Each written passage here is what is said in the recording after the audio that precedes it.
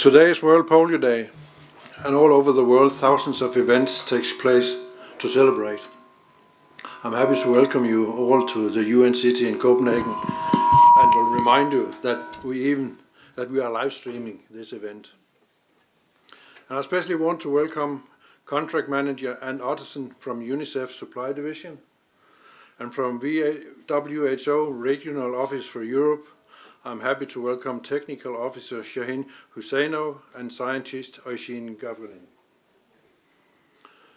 And myself, I'm Per Høyen, and I'm a trustee of the Rotary Foundation of Rotary International, who is one of the major drivers in the work to eradicate polio. And it's such an exciting time as we are very close to have eradicated the disease. Rotary's engagement in polio immunization activities dates back to 1979, when Rotarians in the Philippines carried out the first polio immunization campaign in their country. The results of that campaign showed us that it would be possible to eradicate polio, and the campaign culminated at the 1988 Rotary Convention in Philadelphia, where Rotary celebrated surpassing the US $120 million fundraising goal for polio eradication by raising $274 million.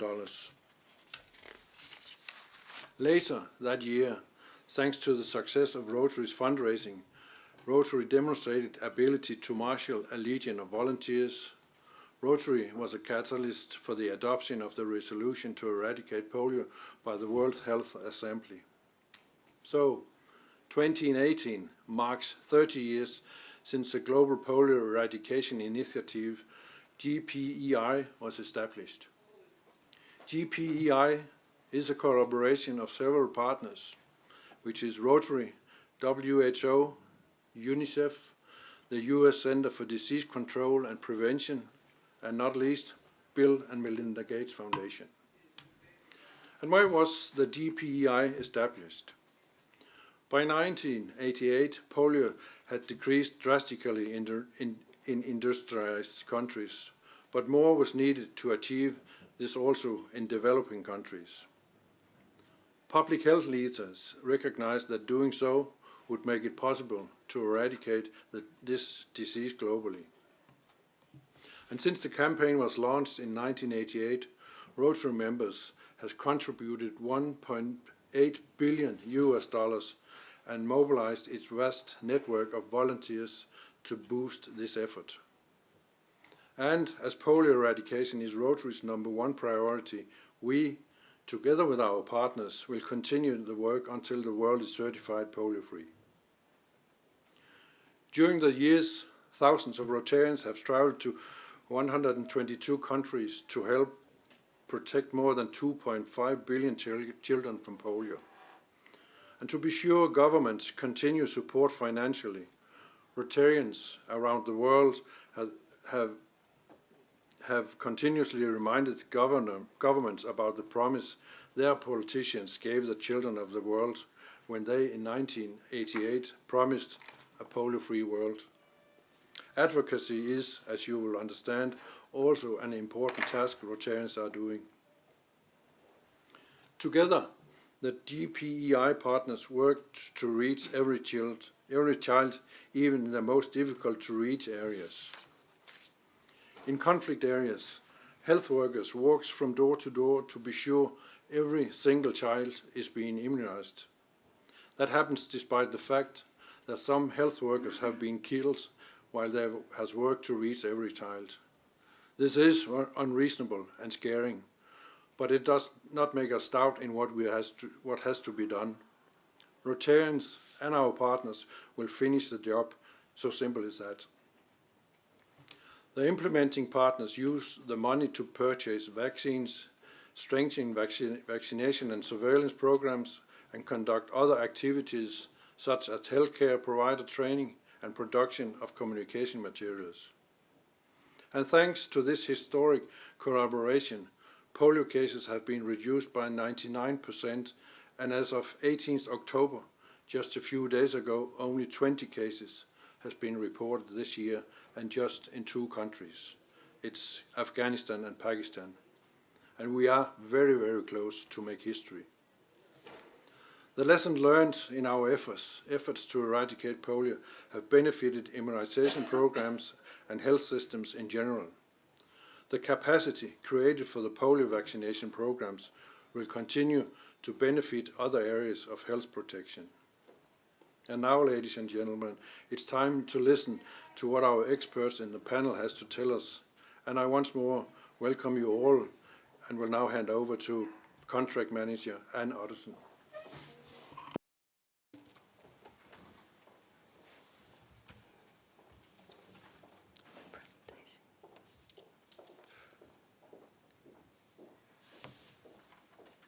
Thank you very much, Per, and I'm just going to pull up the slides here, if I can get this to work.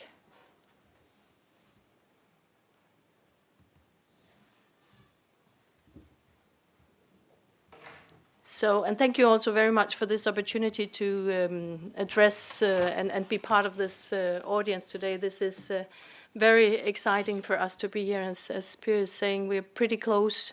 We've been saying that for a long time, but we do believe that we are pretty close, and we keep believing that we're pretty close because we have to believe it. There is actually no alternative than to continue the struggle and the efforts, and then hopefully eventually we will get there. So from a supply management perspective, it's clear the vaccine supply is what we need in order to be able to interrupt the polio transmission, and the roadmap so far has been the polio eradication endgame strategic plan that we've been working on since 2013, and there are a number of objectives in there. First of all, the eradication and interruption of all poliovirus transmission. In order to achieve that, we obviously need the vaccines to be administered to the children, not just being available and produced at the global level, but also to be administered to every child that requires the vaccine. And then the second objective of this strategy is to strengthen immunization systems and withdraw the oral polio vaccine.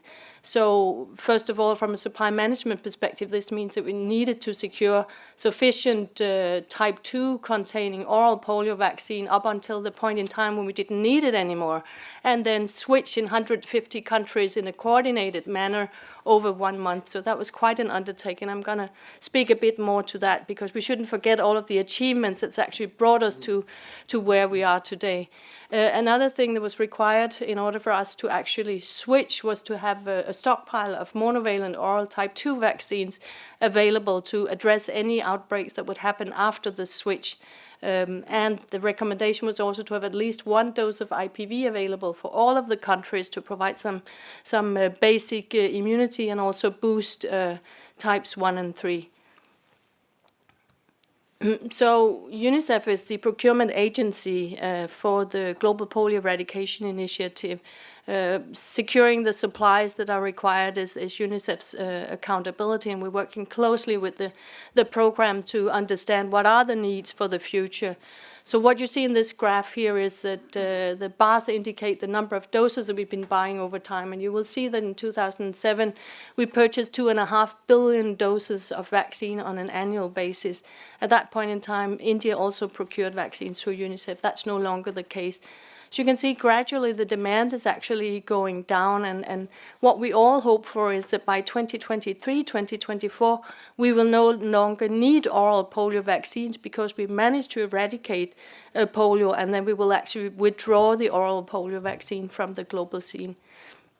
What you also see from this graph is the different colors of the bars, which indicate the different types of vaccines have been used in the program, and we're now only talking the oral polio vaccines. So what has been quite unique about the polio program is the level of being engaged also in product development and supporting manufacturers to establishment of clinical packages that have shortened the lead time from the clinical development of a vaccine until it was actually introduced into a program. And I believe that's quite unique and a considerable achievement from the program. And you can see we've been able to do all of that at a weighted average price, which is the light blue line here, about 14 cents per dose. So that's quite impressive. If you know what the price of other vaccines are, then this is really quite amazing. So I talked about the withdrawal of the type 2 containing oral polio vaccine. And that was quite an undertaking. We say this is a small-scale rehearsal of what's going to happen when we're going to stop the use of oral polio vaccine altogether, pull the vaccines back in 150 countries, and working with manufacturers well in advance. So we did that as a small rehearsal. But it was only small scale because the manufacturers were still required to continue to produce billions of doses of vaccines on an annual basis, because we were just switching to a bivalent vaccine instead of a trivalent vaccine. So we needed to start working on that several years in advance to make sure that manufacturers did not continue to produce type 2 bulk vaccine and the vaccine that was no longer required for the future. And even if we didn't know what would be the exact timing of this change, then we needed to be transparent about it. And this was only endorsed in October 2015 by the Strategic Advisory Group of experts that we did actually would go ahead with the switch. So what you see on the right here is the green line shows the cumulative number of doses that were sitting in manufacturers' warehouses up until the switch, and you could see that we had more than 200 million doses, and obviously manufacturers got quite worried because they knew we were not going to use this vaccine for the future. So we were under immense pressure from their side to say, are we going to take this off our shelves, or do we end up discarding these doses? So we had a very close working relationship with them, and very transparent about what was the risk, but also what was the demand. And the program was very clear that they needed all of the doses through to the end. They didn't want to let any of the doses go.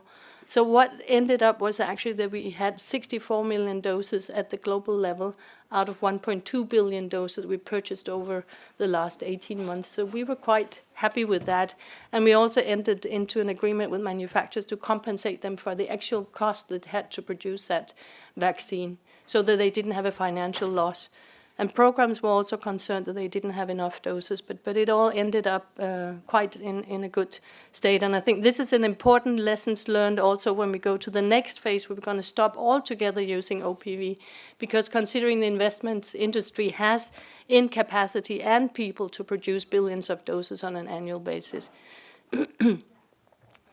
So this is an overview of the stockpile. I mentioned before that one of the prerequisites for us actually to take the type 2 containing oral polio vaccine out of the program was that we had a stockpile of monovalent type 2 to be able to deploy in case of any outbreaks.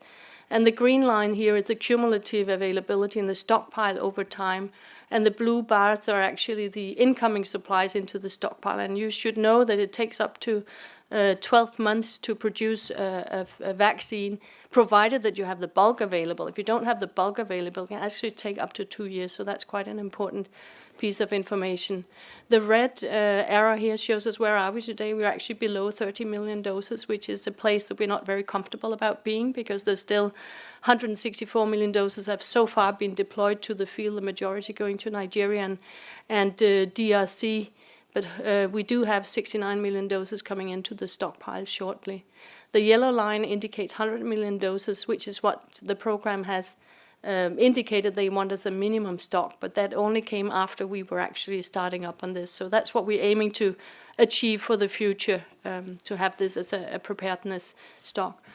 And as if the program didn't set itself up for a number of challenges, what this slide is actually showing is that IPV was required in all countries before the switch. Now that didn't really happen, but setting ourselves up for this accelerated introduction of a new vaccine would actually require that 126 countries within a 20-month period introduced a new vaccine. And what you see here is the introduction rate of other vaccines like pneumococcal vaccine, which has been our best example so far, quite successful in early uptake in a high number of countries. For pentavalent vaccine, it took like 14 years to get the last Gavi-supported country to introduce that vaccine, even if funding was available. So this was a huge undertaking that the program set out to do. Before we agreed to go this way, there had been consultations with industry that they would be able to scale up vaccine production. They were actually already doing that. And based on the offers that we received from industry, UNICEF contracted 440 million doses of inactivated polio vaccine to be delivered between 2013 to 2018. Unfortunately, the scaling up of production was much more challenging than manufacturers had anticipated, which meant that they've only delivered less than 50% of what we had contracted. And we had to interrupt some programs. 33 countries did not either receive all of the doses or they did not fully receive supplies that we had anticipated. Good news is, as of today, almost all countries except for 3 have actually introduced. So this is great, and this is based on additional supply availability for an activated polio vaccine this year. So I think just in conclusion, there are some quite unique challenges and achievements that have been accomplished, and this has been achieved through a very strong partnership at the global, regional, and country level, and across all functions, of course, including program and supply management. You can see here the outcomes with 155 countries introducing a bivalent oral polio vaccine and pulling out the trivalent vaccine, and IPV introduction over a very short period of time, and we also have a stockpile of flexible supply. But of course, a key activity is that we need to work closely with the vaccine industry, because without that collaboration, we don't have the tools that we need to interrupt the polio vaccine, and we'll have to continue that very close collaboration as we get to the next phase, and hopefully the final phase where we will be able to eradicate and where we will no longer need oral polio vaccines, but we will use IPV for another 10 years. Thank you. Thank you very much, Anne, for a very interesting presentation. Thank you. And now it's time to listen to Technical Officer Shahin, please. Thank you, Pierre. Thank you for introduction and for reminding us again of the great and driving role Rotary International was playing in global eradication efforts. Thank you, Anne, for providing us with overview of vaccine situation. And I will repeat again, we are this close, very, very close. 30 years ago, we had 125 countries endemic for polio. Every year, we had 350,000 cases. Now, it's only 3 countries and only 20 cases. This is the lowest number ever. 3 countries are Afghanistan, which reported 16 cases so far, Pakistan with 4 cases, and I have to remind you that all these 20 cases are actually located very close to each other. It's just on the border between 2 countries. It's just one epidemiological block.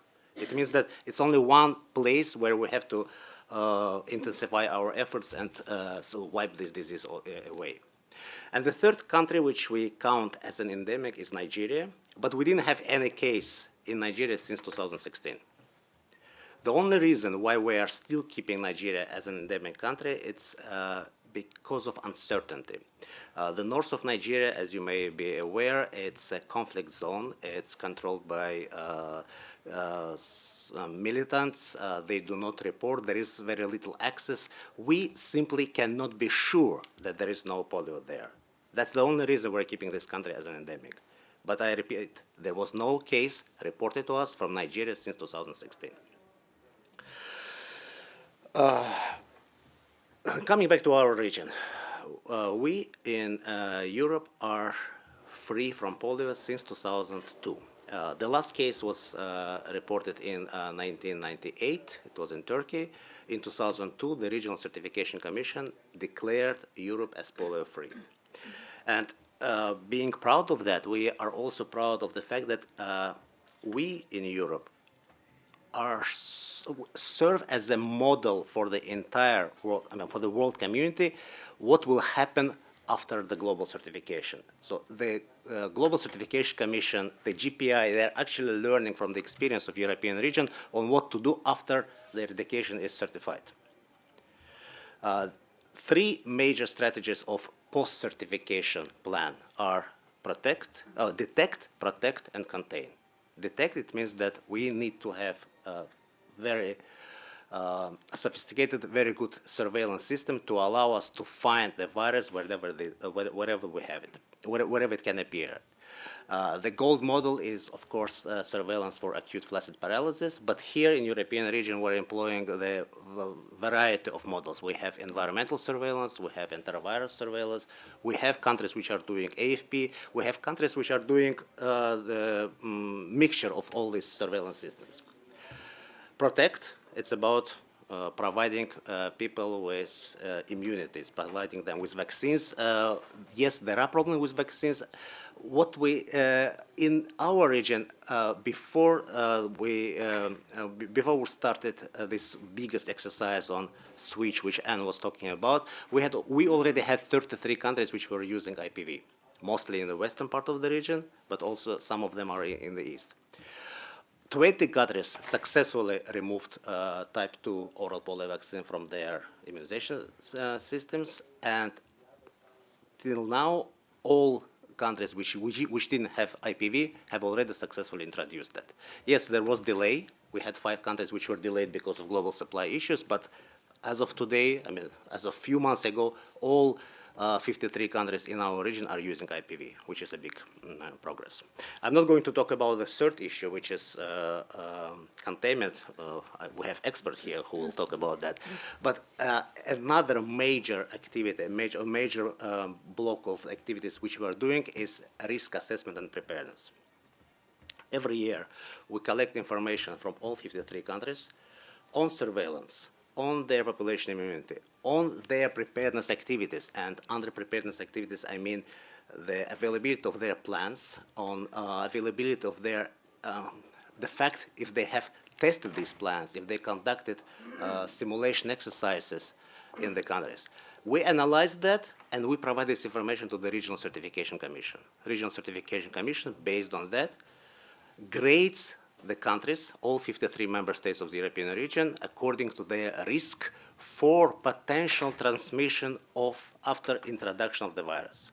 We cannot say that that virus cannot be introduced. As long as virus exists somewhere, it can be introduced in European countries. With global trade, with global travel, it can, within hours, it can be brought from Pakistan or Afghanistan to London, to Copenhagen, to Moscow, it doesn't matter.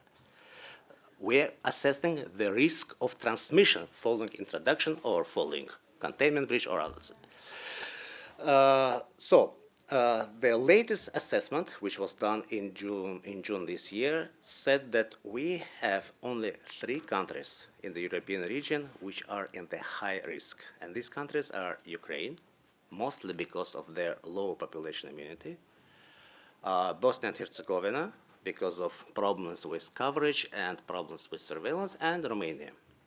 And these 3 countries are repeated violators. I mean, they are in higher group risk for last several years, which means that this is the focus of our activities these days, which means that our colleagues from Vaccine Preventable Diseases program, from other programs, we are focusing most of our activities on these 3 countries. Challenges which we face in the region, some of them are related to vaccine supplies, some of them are related to fatigue. I mean, you cannot ensure that health workers everywhere will be thinking about polio if they haven't seen polio for 20 years. So what we do, we just remind them, we provide them with information, we provide them with trainings, reminding them that as long as disease is not eradicated globally, you should be vigilant, you should be agile, you should be looking for the virus around you. And the biggest challenge, because of which we still have these 3 high-risk countries, is coverage. Coverage which is explained by a variety of reasons. I mean, it's not only supply, it's also problems with national regulatory authorities, it's problem with vaccine hesitancy, with demand, with anti-vaccination groups. But comparing to a few years ago, I mean, I don't want to say that everything is bad. Even in Ukraine, which is the biggest problem for us, even in Ukraine, the coverage is better now than it was 2 years ago, mostly because of the joint efforts of all partners of GPI. It's not only WHO, it's also Rotary, the chapter of Rotary in Ukraine. It's also UNICEF and other parties, which are USAID and the US CDC.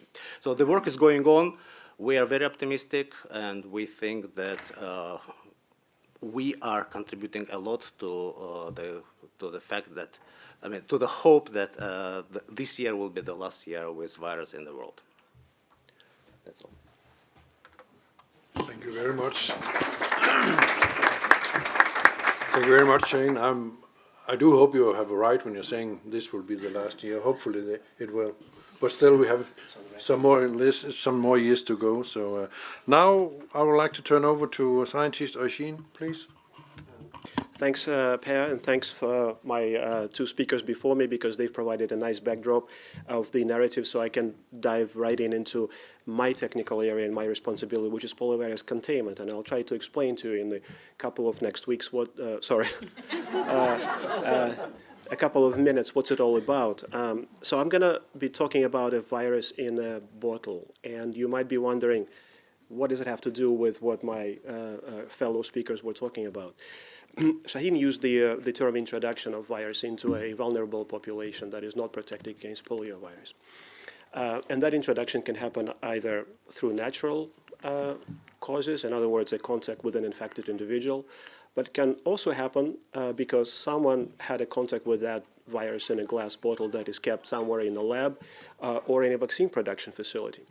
So the set of measures that is set forth to ensure that the destruction of unnecessary materials that can contain poliovirus, or they're transferred to a facility where they can be stored safely and securely, is called poliovirus containment. And that is the area that I currently work with, and it is actually very much connected to what my two fellow speakers were talking about. Why is that? For us to speak about poliovirus eradication and not to speak about poliovirus containment challenge is probably like if you would voluntarily tape half of that TV screen with a masking tape.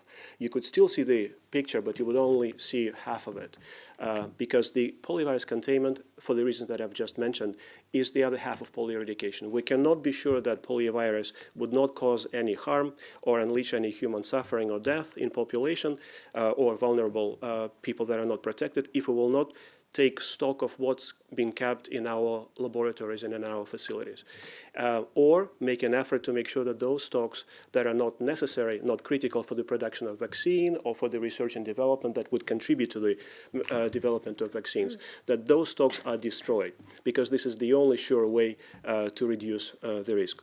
I have my notes here because I have a few very important messages that I wanted to convey, and I want to make sure that those messages are not lost or forgotten. So for this eradication initiative to be successful, this effort needs to be global, and it also needs to go down to the most remote laboratory facility. Because if we're not that thorough, then there is always a remaining residual, as we call it, risk, that that virus may inadvertently or willingly be taken out of containment and then also present harm. Having said that, we would like to use this opportunity because it is a unique opportunity. Poliovirus containment is a relatively new development or initiative in the global polio eradication because it made little sense for us to contain poliovirus in our labs or facilities when it was still out in the wild, let me put it this way. So right now is the time when maybe the delivery of vaccination is scaling down, but the poliovirus containment effort is only beginning. And it has begun here in the European region, but it has to be global. I want to emphasize that. We also have to be very realistic, and we have to be very, again, thorough in our search of those stocks, because necessary stocks would have to be properly inactivated and destroyed or transferred to another facility where they could be kept safely and securely. With that in mind, I would like to applaud 41 countries in our region that made a very responsible decision to destroy all the unnecessary stocks of those polioviruses that are kept in the vaccine production facility or in a laboratory setting. And that's a major achievement for us because, again, this is the only sure way that we will reduce the risk. The risk would never be zero because for as long as humans would interact with poliovirus in an industrial or laboratory setting, there could be a risk that such incident may happen. But in modern day and age, when the technology is here to give us answer how we can work with those safely and securely, the chance of such a mishap is extremely low, but the risk again is never zero. And that's why we have to be prepared for that eventuality that such an escape can happen. We had two relatively recent incidents where such escape out of a vaccine production facility indeed happened, and the governments of those countries, as jointly with the technical partners and with the World Health Organization, dealt very successfully making sure that there is no secondary spread or no ramification. We also have to be very careful, and I'm saying this because I just heard Anne speak about the importance of the continuity of vaccine supply. And of course, we can make the measures or the precautions so strict when it comes to poliovirus containment that the vaccine manufacturers would basically throw in a towel and say, you know what, we've had it. It's so strict that we cannot continue producing the vaccine anymore.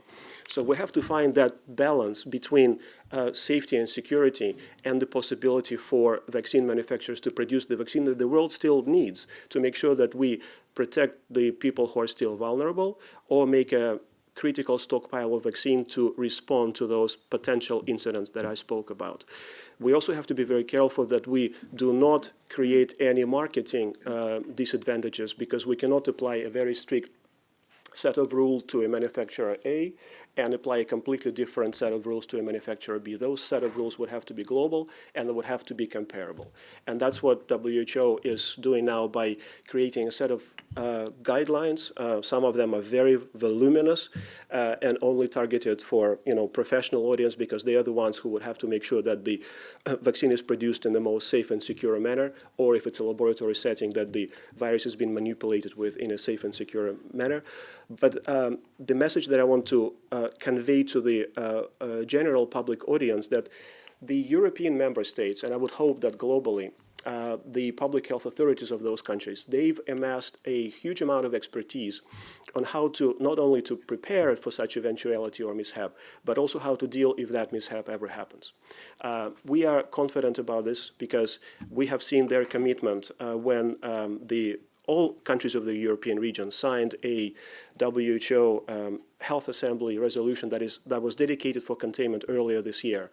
And I have seen the positive results coming out of that commitment that the countries have shown. In fact, if I can put a little bit of basically a plug for the event that is happening literally next door, we've organized a poliovirus containment breach exercise for those countries that decided for themselves that they're going to keep the poliovirus either for the purpose of polio vaccine manufacturing or for the research and development to make sure that they can create maybe safer or newer generation of vaccines or possibly antivirals. For this, we still need that live virus.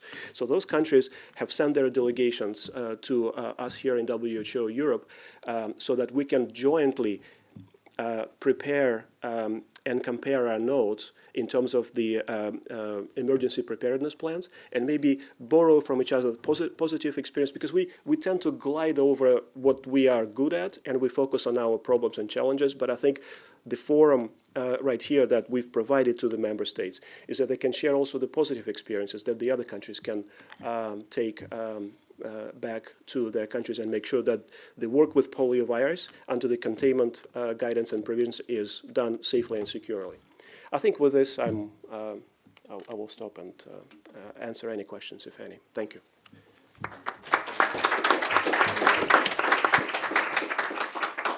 Thank you very much, Eugene. Now we have been walking a little bit around the whole polio issue, and I do hope you have got a lot of useful information. And it is time now for you to ask any questions you might have.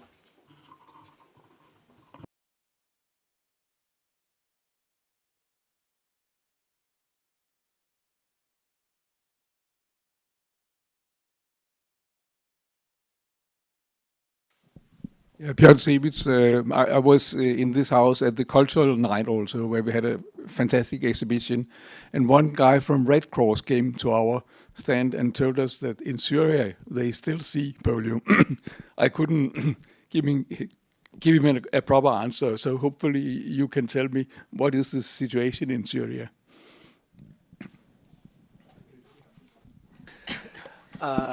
It's true that there was an outbreak of polio in Syria a year ago. It was not a wild virus. It was so-called circulating vaccine-derived poliovirus. This happens when there are pockets of under-immunized population, when the coverage is very low and you introduce them introduce a virus to them, the virus may start replicating and mutating, and because other people are also unimmunized, it start to circulate. So that was the case in Syria. We had, if I'm not mistaken, 74 cases when children were paralyzed with this mutant virus.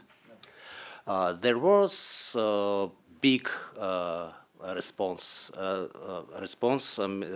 several rounds of campaigns with both inactivated polio vaccine and monovalent type 2 polio vaccine. As we just talked with Anne before this event, a few minutes ago, and last week, I think the outbreak there was declared as closed. We didn't have case since September last year. So it's already 1 year past, and the outbreak is closed. Yes, there were cases in Syria, but not anymore. And maybe Anne and Jean want to add something. The map that you can see that on this slide here, that you can see that we did supply some doses of type 2, as you were saying, to Syria, to contain and stop the spread. And just to add that all these cases, more than 6 of these cases were actually located in one municipality, in one district of the country. So it was localized. There were few cases around, but most of the cases were in one Mayadin district of Syria. Thank you. I also think it's worth to mention that every time we see an outbreak somewhere, there is a very, very fast reaction towards it to be sure that we can cover it. And from the chair where I'm sitting, I can tell you, Rotary Foundation actually react very fast by contributing cash immediately when it's needed. So all the partners are very much aware that we need to be fast when we see that kind. Any more questions?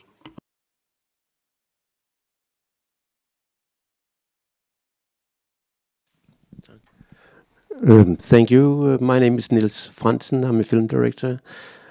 Thank you for your speaks today, and it was very interesting. You were talking about 3 countries in Europe that was in high-risk area or some risk area. I was thinking about Italy, that you don't have a demand anymore for polio vaccine anymore, as I understood. And regarding Syria, Denmark was very concerned about the outbreak, because in Denmark we have, I think it's about 10% of the population that is not vaccinated anymore. So in fact, Denmark and Italy, they might be in risk too, or what do you think about that?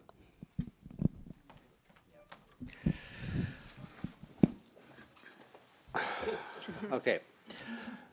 I'll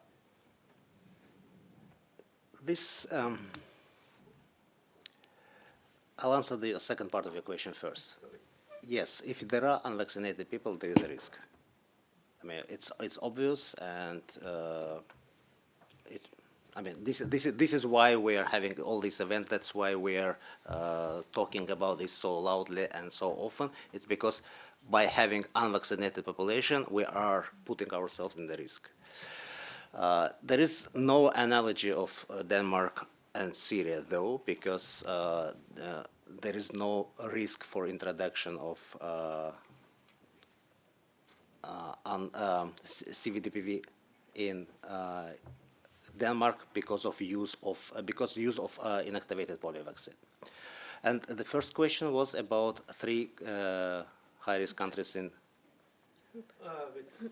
You're talking about three Yeah. countries. We're not talking about Italy. Yeah, about Italy.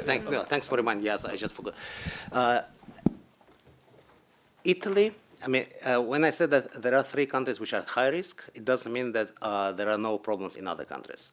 Their Regional Certification Commission grades them as low risk, intermediate, and high risk. So 3 countries are in high risk, but we have, I don't remember exactly, but it's about 20 countries which are still in intermediate risk due to different reasons. Yes, Italy is in intermediate group. There are problems in Italy with coverage. There are problems in Italy with surveillance. And there is a problem in Italy with containment. But according to judgment of Regional Certification Commission, because they are weighing everything, Italy is still in the intermediate group, which doesn't mean that there is no action should be taken. Recommendations which were provided by RCC and by regional office to Italy, they contain a recommendation on how to tackle those problems which were identified. But compared to these 3 countries which I mentioned, it's not high risk. Maybe I'll just add a comment on the Danish immunization program. I mean, if you're my age, you've had 3 doses of inactivated polio vaccine plus 3 doses of oral polio vaccine, so I guess you're well protected. And I think back in the early 2000s, we did withdraw the oral polio vaccine out of the Danish program. I was managing that with the State and Serum Institute from supply management perspective. So we finished 3 doses of oral polio vaccine to those cohorts that were born in the early 2000s. And since then, we've had 4 doses of IPV in the immunization schedule. So there's plenty of opportunity to be protected, fully protected. And if I may, I would also like to clarify about the risk issue. We're talking about we use the word high risk, but it doesn't mean that the other countries are risk-free. They just belong to as Shahin said, either the medium grade risk or the low risk, but they are still under risk because it's very difficult for us to predict the future in the sense of where the virus may find the door in. Several years ago, for example, a virus from Chad made its way to Switzerland, of all countries. The country was still under the low risk, but it doesn't mean that our prediction was wrong. It's simply because, again, it's very difficult to predict where the virus will, through which route it may find its way into the country. That's why low risk doesn't mean that the countries should be complacent or happy that everything is okay. They have to maintain vigilance, of course, and maintain the absolute minimum criteria for the protectivity of their population, but they're still under the risk. You're quite right. Yeah, something about Italy, sorry. Because I'm come from Italy, I'm responsible for the WHO lab in Rome. Actually, is at a risk country. For the containment is under discussion the possibility to host a PEF or not. But concerning the vaccination coverage, something is changing a lot, because from the decree in 2017, the mandatory decree for vaccination, that increased a lot the vaccination coverage among children, and now we are quite good. That means that we have 95% of vaccine coverage for polio. So concerning at least the vaccination coverage, it was due many efforts in our country to go over. Okay, thank you. Thank you. I have a question to the experts. We see a lot in the news about younger parents who do not allow their kids to be vaccinated and have been working with polio for many years and knowing the risk. For me, it's I do not understand why it is like that. Have you any comments to that situation, and what can we do about it?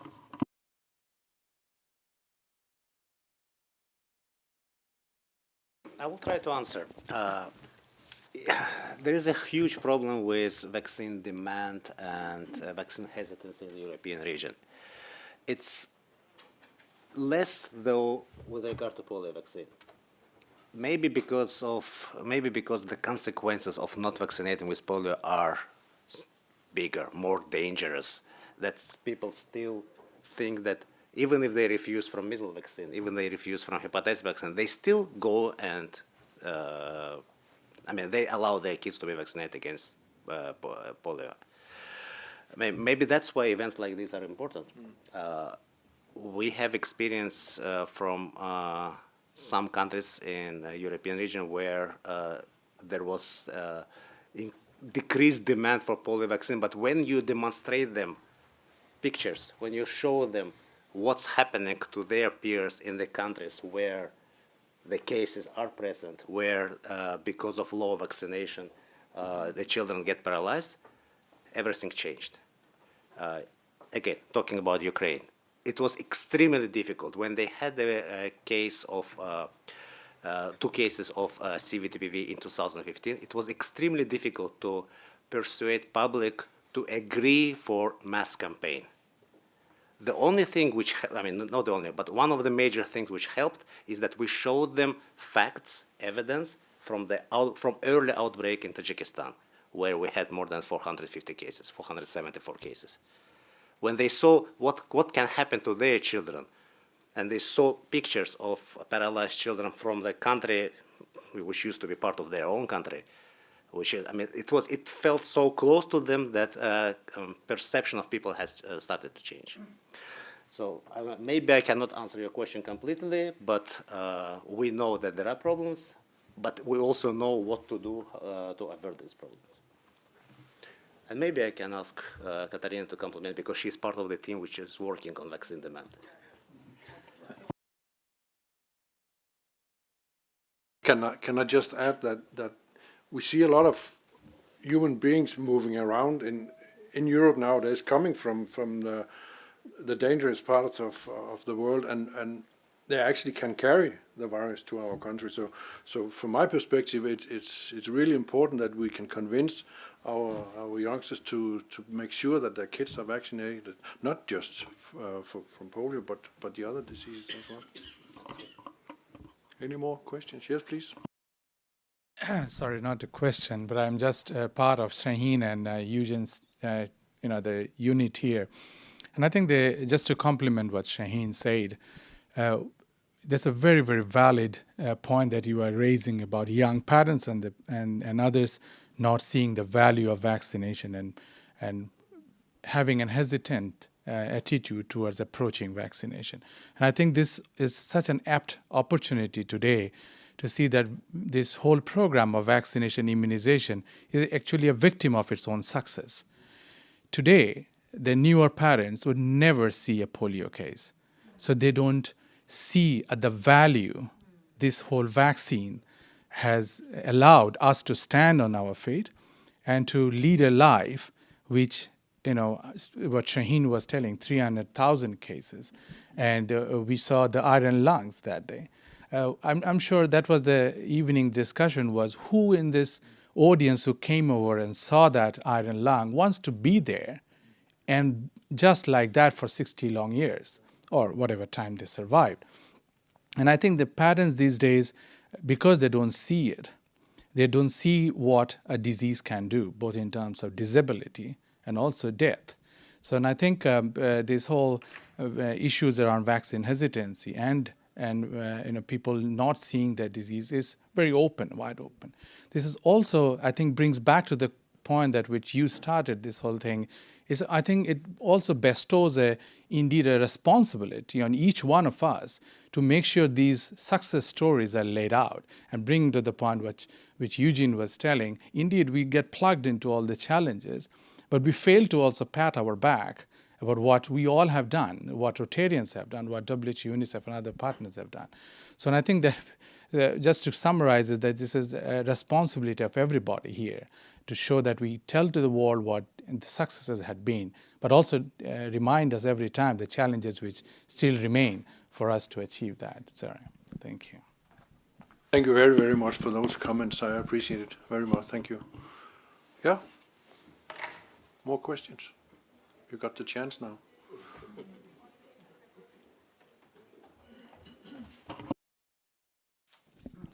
Yeah, I just want to say I have this is also being web streamed, so we also have people online who have been listening and tweeting. And I had a direct message asking about the containment issue. How long will it take until we know where all of the virus is. We're talking now mostly about type 2, but there's a whole other step after that. And we're just as far as the timeline goes of how long would this work actually continue, and when will we be able to say we know where all the virus is and we've contained it?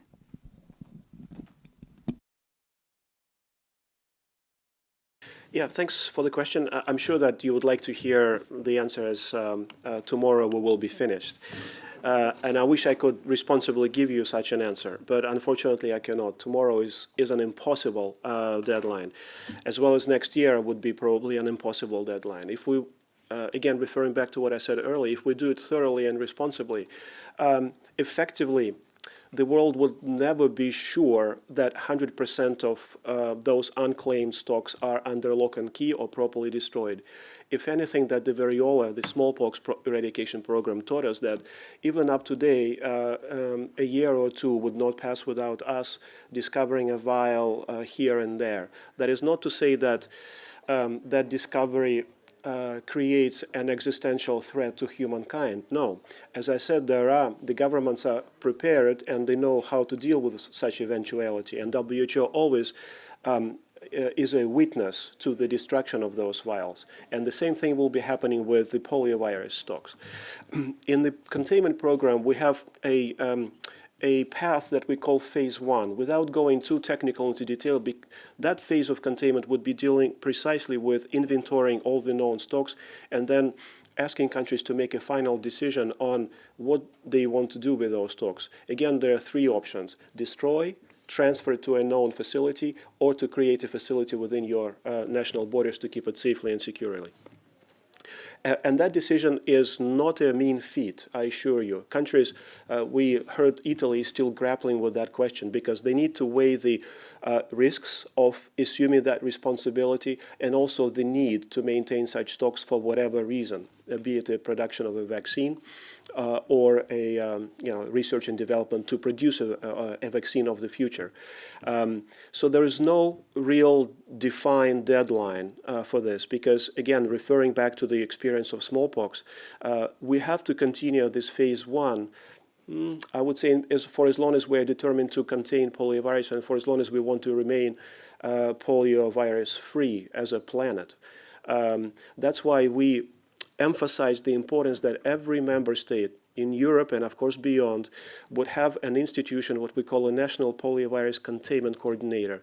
This is an individual or an agency that is responsible for inventory and keeping those inventories up to date for those stocks.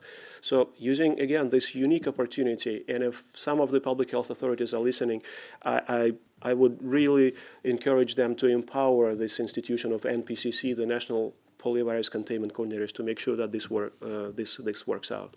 Thank you. Thank you very much, Shahin. Any further? Yes? No? Yeah, please. Well, it's a fantastic job you have done, and I can understand we're so close that the polio is eradicated from the world. But now we're facing the next step, the post-polio area. That I think we're about 25,000 people living, 25 million people in the world living with polio, and we are facing post-polio. Do you have any plans on this issue, or especially to educate the healthcare system and the people in the healthcare system to educate them in the post-polio problems?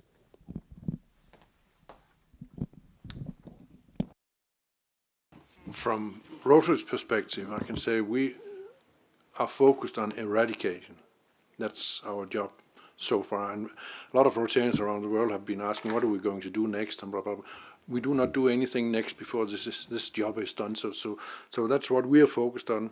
Get the job done, raise the funds needed, and we'll take it from there. I don't know about the specialists, if they have any ideas. We understand that there are people who suffered from that disease, who had consequences, neurological and others. There are programs globally, there are programs in WHO which are working to address this problem. This part of rehabilitation, that's part of our injury prevention program.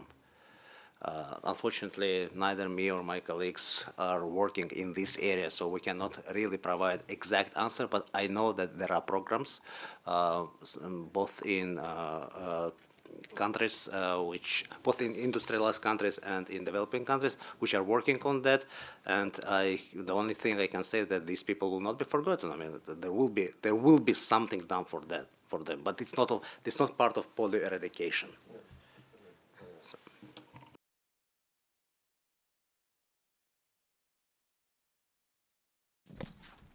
Thank you.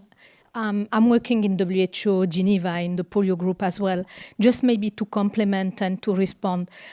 Definitely the funding is different from the program.